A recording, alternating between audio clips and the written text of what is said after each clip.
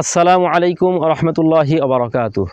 প্রিয় দর্শক, আমরা মহিমান্বিত মাস রমজান মাসে সিয়াম সাধনা করেছি, রোজা রেখেছি, সাহুরি খেয়েছি, ইফতারি করেছি এবং রাতের বেলা সালাতুত তারাবিহ আদায় করেছি, কোরআন তিলাওয়াত করেছি ইত্যাদি অনেক আমল আমরা করেছি। আল্লাহ তাআলা আমাদের সকলের সেই আমলগুলোকে কবুল করুন, আমিন। তো রমজান মাসের পরবর্তী যে শাওয়াল মাস এখন চলছে, এই শাওয়াল মাসেও কিন্তু নফল রোজার কথা হাদিসে বর্ণিত আছে। মুসলিম শরীফের হাদিস, হযরত আবু আইয়ুব আনসারী রাদিয়াল্লাহু তাআলা আনহু থেকে বর্ণিত। রাসূলুল্লাহ সাল্লাল্লাহু আলাইহি সাল্লাম বলেছেন, মান সামা রমাদানা সুম্মা আতবাআহু সিত্তাম মিন শাওয়াল কানা কাসিয়ামিদ দাহরি। অর্থাৎ যে ব্যক্তি রমজান মাসে রোজা রাখলো এবং রমজান মাস পরবর্তী শাওয়ালের 6টি রোজা রাখলো, যেন সে সারা বছর রোজা রাখলো।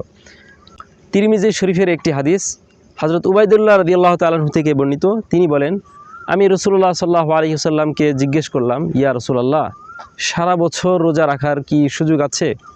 আমি কি সারা বছর রোজা রাখতে পারবো?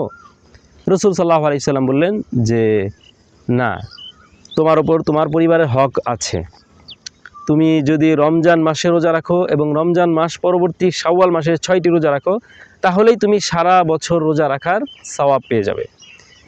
তো এই রমজান মাসের পরবর্তী এই শাওয়াল মাসে যদি আমরা 6টি রোজা রাখি, তাহলে সারা বছর রোজা রাখার সওয়াব পেয়ে যাব। দেখুন, সারা বছর রোজা রাখা এটা কিন্তু খুবই কঠিন একটি ব্যাপার, রাখা প্রায় অসম্ভব ব্যাপার। তো আমরা যদি শাওয়াল মাসে মাত্র 6টি রোজা রাখি, তাহলেই কিন্তু আমরা সারা বছর রোজা রাখার সওয়াব পেয়ে যাব, অগণিত আমরা সওয়াব পাবো।